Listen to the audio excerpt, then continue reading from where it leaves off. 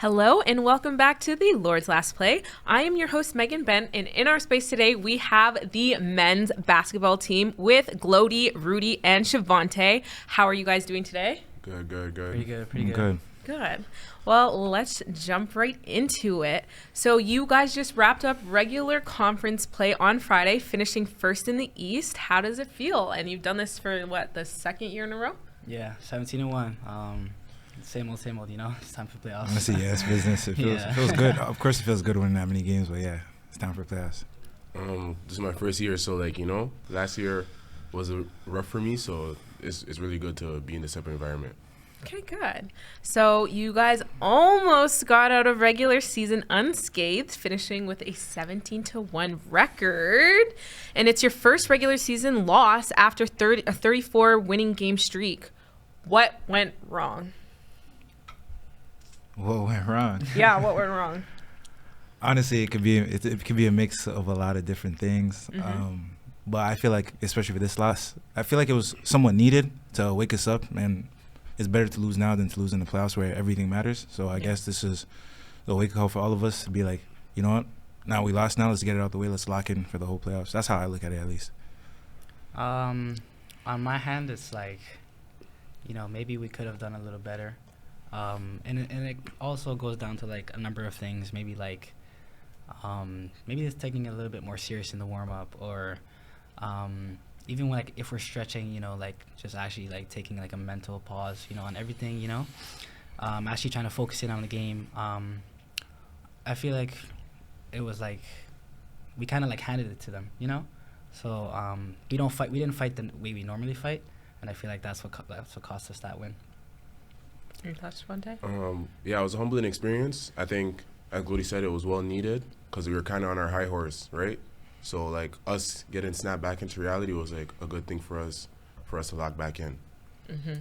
So as a person who watches your game after our games finish, sometimes I'm like, what are they doing, respectfully? Mm-hmm. But you guys have always pulled out a win. So sometimes I'm watching, I'm like, how are we going into this next half with you guys losing, and then you guys come back and you slap them the rest of the game? But that one, that's just where's the slapping? It's about to come. And I was like, oh my gosh, we might actually lose this one. So I feel for you, but I'm glad that you guys realized that's the wake up call you needed to really drive it home, because I miss my men's basketball team being ranked #1 in the country.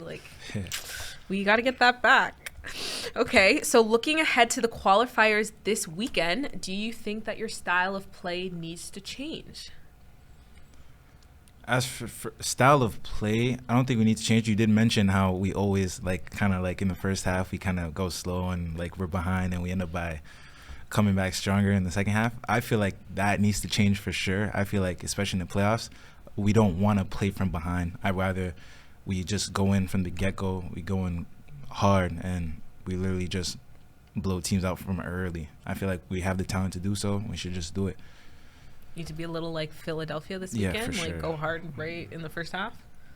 Yeah, I mean, this is a serious time. I've been in this situation before, so it's nothing's new to me when it comes to playoff time and how the energy is gonna shift, and I'm prepared for all these type of things in game. I'm a vet for this, so it's we're just gonna go in, handle our business, and go home. That's the way I look at it.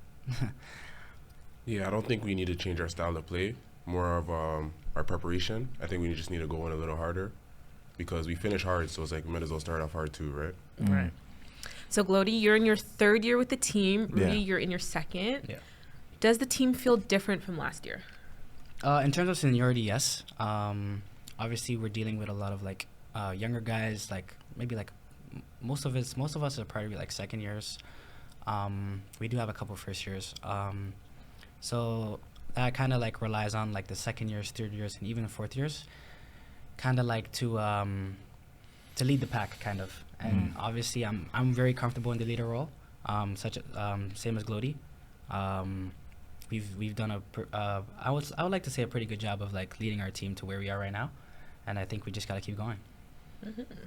So, Shavontay, you're with your first year with Durham right now? Yeah. Okay, so how did it feel for you to join a team that was previously ranked #1 in the country and #1 in the East? Were you prepared? It was more I would have to hold myself to a different standard. It's okay, I'm good at basketball, but it's we need to be great. right? So it's like I can't just coast by with just being good. Like we have to be great here. Okay, I like that. Okay. So what do you guys think of the East-West banter? I keep hearing the narrative that teams are always stronger in the West. And it's not just in basketball, but I hear it for other sports as well. Do you think the competition is tougher in the OCAA Western Conference than it is on the Eastern side? I want to say partially, but it's not for every single team. Because I feel like especially like when it comes down to the playoffs, like people can surprise you. Like a team that's like 6th in the East can beat a team 3rd in the West. Like it's possible. You know what I mean? It might not always be the case, but I feel like the East will always give you some type of fight. I don't really think this whole West-East narrative is a thing, in my opinion. Like I just think like whoever the better team is the better team. You know? No, for sure. Yeah. Like I don't really think the East is weak, in my opinion, but I would say there are a number of strong opponents in both divisions. So, yeah. Do you guys get a lot of like inter-conference play before the season? Well, not a lot. That we get some. We not as much as we would like to. I think we would love to play a lot more West teams as we do, but we don't get that much, but we get some. Okay. Let's have some fun and explore some team dynamics. So one of my favorite parts of the segment is most likelies. So who on the team is most likely to get injured in a game? Javade. That was so quick. Javade. Why? That guy is there's always something going on with that guy. It's ankle, knee, his hip. I don't know. It's not wrong, but I would say probably Rashane as well. Okay. How old are they? Are they like the top end of the team? They're or youngest. They're actually Some of the youngest. youngest. Oh, that's crazy. They're both first years. So yeah. Okay. Who's the funniest on the team? Shavonte, yeah. Shavonte. Yeah, Tell me a joke, Shavonte. Make me laugh. It doesn't work like that. Why does everyone say it doesn't work like that? There's like, it's situational. I think he's situationally funny. Situational, yes. No, that's sad. That's sad. Okay. Who's most I wrote this before, but who's most likely to forget their shoes? Shoes? Definitely Jeremiah. Yeah, How's that Jeremiah? You forgot your shoes. It was on the bus, to be fair. I You didn't really stuck. forget them at the gym. Jeremiah would forget them at the gym, Yeah, and he we've would. had to go play on a road game. Yeah, okay, I agree with that one. I'm not that oblivious. I Like, mean, I still had to You know? contact Christina to whip the bus back for your shoes. So, okay. I mean, you ain't lying, so I'm not wrong. Who is most likely to talk back to the ref? Glodi. Oh. Glodi. But I'm gonna say Rashane. Yeah, Glodi and Rashid. okay, but for me though, I I wouldn't think say Glodi's worse. it's in a way where I'm talking back out of attitude. It's just I have a question for everything. No. Oh, Yeah. okay. Whatever they do, I'm gonna ask about it. Whatever it is, it's not disrespectful. Okay. Sometimes I approach them on the side and I ask, but other times it kind of gets to me. But yeah, I would definitely say me. I always have something to say. Do you ever so. ask them to like walk you through why this is a foul? Always. Always? Okay. Every single time. Do they change their mind ever? Never. Okay, shooting 0 for 0. Who is most likely to miss a wide open layup? Oh, it just went quiet. Nobody. Nobody? Nah, Wide open layup. nobody. You're gonna make on that? Holy, Okay. let me think about this. Now I have to go through the archive footage and be like, actually, right here. I want to say myself, but I have missed the wide open layup. You have? I have missed the wide open layup. yeah, I've blown some gimmies. It happens, man. Okay. Who is most likely to get yelled at by Desmond? Shavontay. Sure. Okay. Why? Or Walk Max. me through that. Why? Or Max. Why do you guys get yelled at? Do you guys listen? Nah, yeah, for sure. I think Desmond just lets it pick on me. Well, Just a little bit. Just a little just bit. a little bit. Desmond loves you. It's okay. Okay. If you were to get if the other team was to get a tech, who would you choose to do the free throw? Rudy. Myself. Rudy? Yeah. Are you the best free thrower on yeah. the team? Yeah. What's your percentage? I mean, it's a whopping 71. Oh, Like, okay. It's not the best, but it also like I missed the last few in the past couple games. When you think and I about free kinda, throws with our team, though, Mm-hmm. it's not that good. So Yeah. Rudy for sure. There was a lot of free throws at the end of the Georgian game, so up those percentages, guys, because that could have been the difference between a win and a loss. Yeah, we had that conversation already. Ah, see? Hurts. Same wavelength. It hurts. Yeah. You know what? Rugby, we had our like unbeaten record blemished with 1 loss, and we were kind of happy about it because we're like, okay, it gave us the reset that we needed. We got it out of the way, and then the rest of the season, we're like, this is never happening again. Yeah. And it didn't. So it's okay. You get your 1 mulligan and you move on. We definitely feel like that for sure. Okay, with Valentine's Day coming up on Friday, who has the best Riz? Deshaun Elliott. Jashawn, yeah. Why does Deshaun have the best Riz? How can, I don't even know what to say. Yeah, this is like, yeah. It's not one of those questions. It's not one of those questions? No? Like, no way. No way. So are you disagreeing? You saying he doesn't? No, I'm not saying Whoa, that. did I say Deshaun Elliott? I'm gonna have to go for my shark, Javade Warren. I choose my answer. Okay. Yeah. Why? I choose my answer. What's the difference? Like, what's his style of Riz? I couldn't even explain it to you. I really Wow. couldn't. That's sad. I feel like game is not really something that you can explain. It's just something that happens, like, you know. My bad. Okay. Okay, you know what? I'm going to find them, and I'll come back on the next podcast, and I'll let you know if they were telling the truth or they're lying. Okay. Pieces of advice. What piece of advice would you give to high school athletes who want to pursue post-secondary athletics? Take a 5th year. Oh, that's not bad. That's not a Take bad piece of fifth year. advice. Yeah. Everybody takes 5th year, no? I mean, I not, mean, I took a Some fifth year. some That's people I want to mean, rush it though. Some people yeah, 'cause, definitely like, want to rush some it. people just like I thought it was straight- standards, though. If you straight dive into college right after high school, it's like, I don't know. In my opinion, it really feels like you get blindsided, especially if you dive into university after high school. Mm-hmm. It's kind of like you're not really prepared for all that stuff yet, you know. Mm-hmm. Like, also for that gap year and that 5th year, there comes a time where like maybe you may not want to study the same thing, and you realize you want to study something else, right? And then that becomes your passion. So I feel like 5th year is like, especially for athletes, like if you want to study some, get into something that's going to be useful for your future, like later down the road, and then, you know, dive into college or university or whatever you want.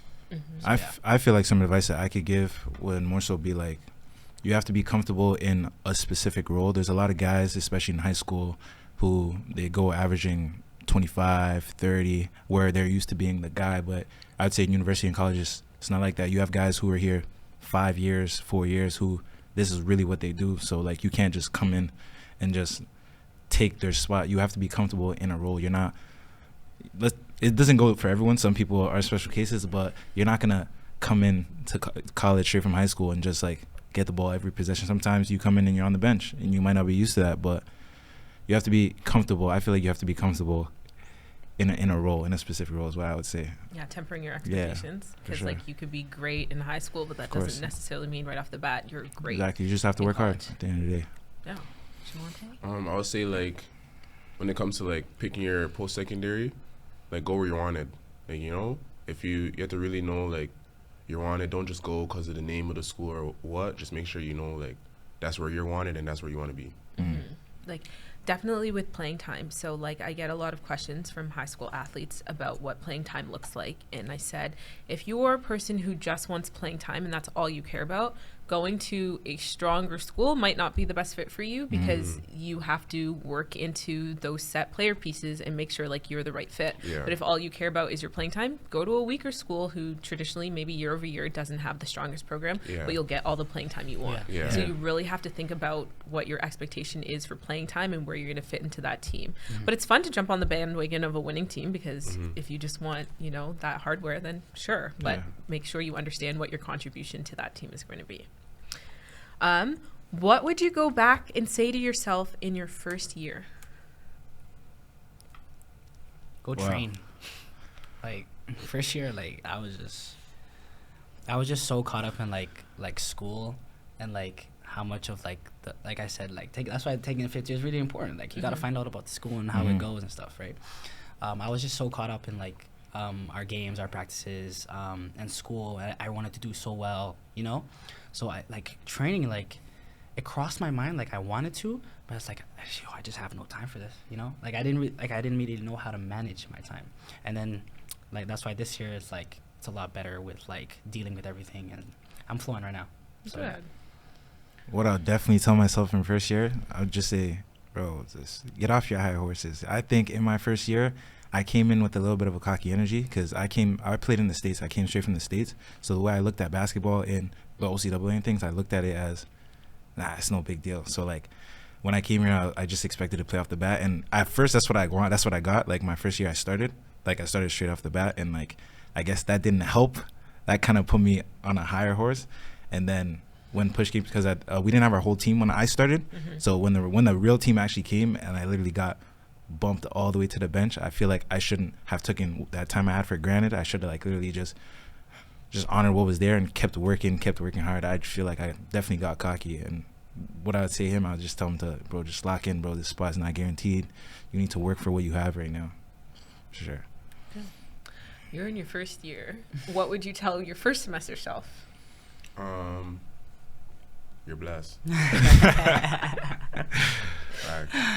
You're good. Just keep going. Yeah. Good. My last question of the podcast is, what is your favorite part about being a DC athlete? I definitely have to say the community. DC, I feel like a lot of sports teams, specifically sports teams, they all support each other really well. Like we have the whole DC for DC thing going on.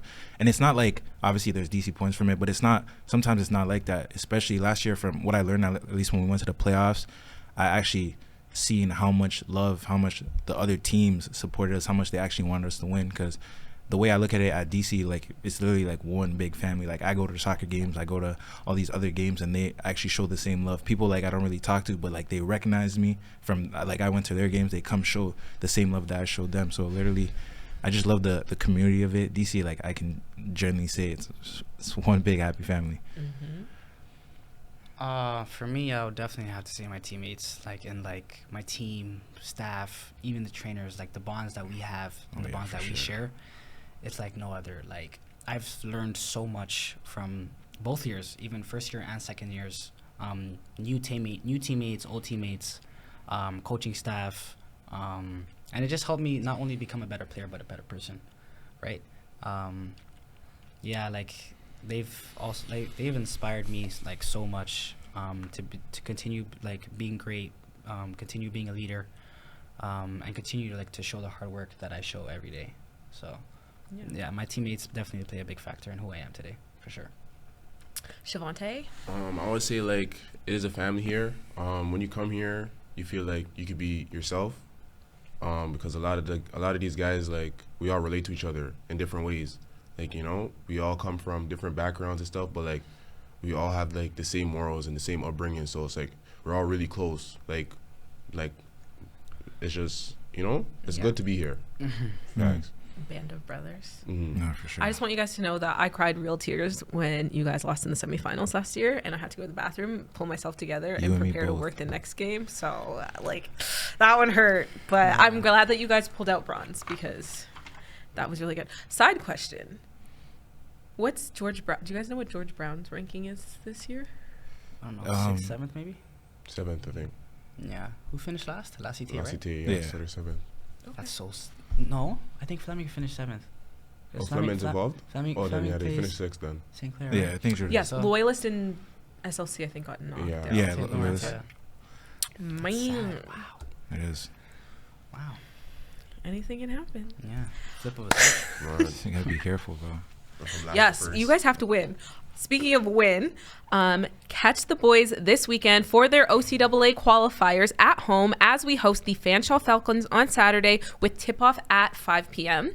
Women's basketball is on the road to Sarnia for their qualifier against Lambton with tip-off at 2 p.m. If you cannot make it to either campus, both games will be live streamed. Follow the respective links on the Durham Lords website. Please don't forget, you can follow the DCSA Media Hub at DCSA Media Hub, and you can also catch up with the men's basketball team on Instagram at Durham Lords MBB. And as always, you can catch me on the women's rugby page at DCW Rugby. Thank you so much, Glodi, Shavontay, and Rudy, and happy Valentine's Day.